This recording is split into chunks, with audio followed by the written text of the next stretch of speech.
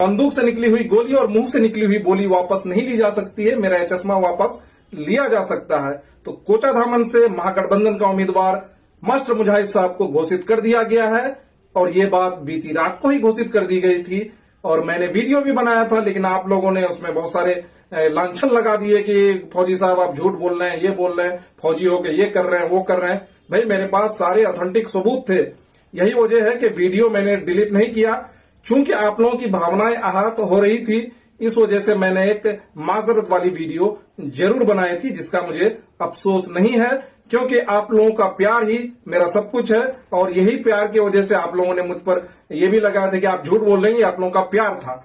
तो खैर जाने दीजिए उस किंतु परंतु, बट सारा चीज खत्म हो चुका है और मास्टर मुजाहिद साहब को राष्ट्रीय जनता दल की तरफ से टिकट मिल चुका है कोचाधामन के लिए। तो मास्टर मुजाहिद साहब बहुत जल्द हम लोग के बीच होंगे, तो उनके स्वागत के लिए तैयारी कीजिए।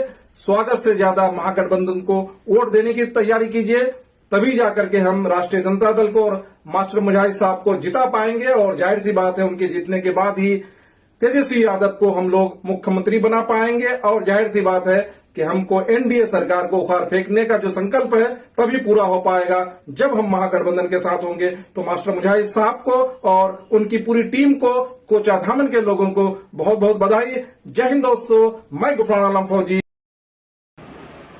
अस्सलामु अलैकुम व रहमतुल्लाहि व बरकातुहू। जैसन करनी वैसन भरनी, ना माने तो करके देख, जन्नत भी है और दोज़ख भी है, ना माने तो मर के देख। मेरे अजीज़ साथियों, मोहतरम हाज़रीन, आप लोगों ने ये कहावत सुनी होगी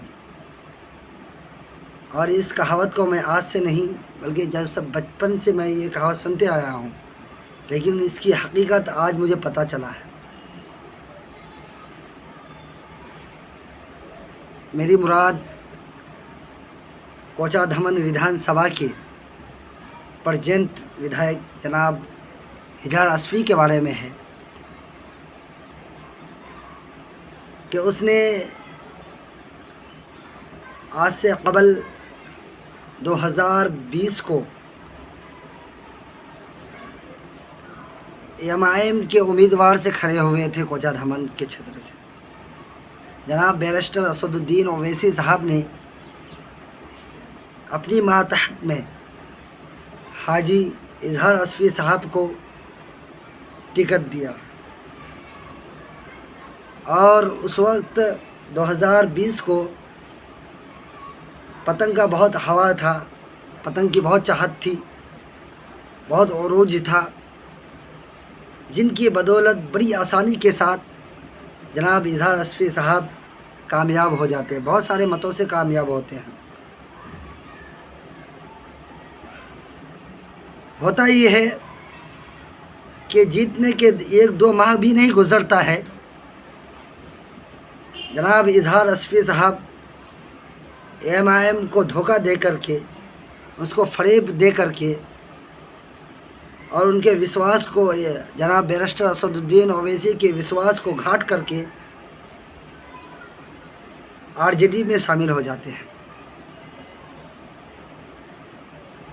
लेकिन असल कहना मेरी बात मुझे ये है कि आज 2025 चल रहा है और आज की तारीख़ में हर पार्टियां अपने अपने दावेदार को, अपने अपने उम्मीदवार को सीटें दे रहे हैं, तकसीम कर रहे हैं। हुआ आज की तारीख़ की बात है कि हाँ, मास्टर मुजाहिद के जो कोचाधामन से है वो पहले जेडीयू में थे।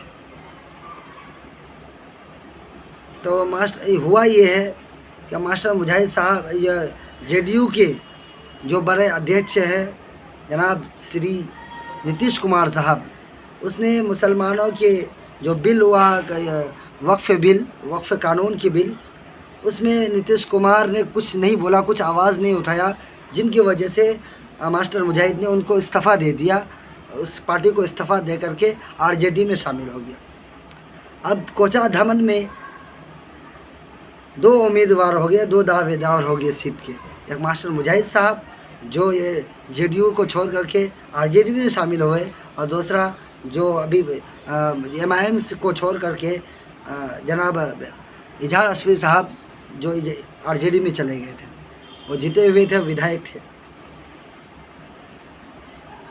लेकिन आज जब सीट को तकसीम करने की बारी आई, तेजस्वी यादव को, तेज प्रताप यादव को, जब तक चाहे एक ही को दिया जा सकता है, चाहे मास्टर मुजाहिद को सीट दिया जाए, चाहे इजहार असफी को दिया जाए, और इजहार असफी इसका ज़्यादा हकदार था। क्यों? इसलिए कि इजहार असफी परमानेंट तो जीता हुआ था। तो सीट अभी आज की तारीख़ में मास्टर मुजाहिद को दे दिया गया।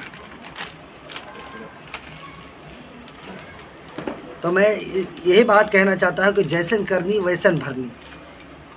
इजहार असफी साहब ने जनाब बैरिस्टर असदुद्दीन ओवैसी साहब के साथ छल किया, उनके विश्वासघात किए और उनको धोखा दिया, जिसकी वजह से उसका सज़ा आज मिल गया उसको। इसलिए दोस्तों, जैसन करनी वैसन भरने का नतीजा आप लोग समझ चुके, देख चुके हैं।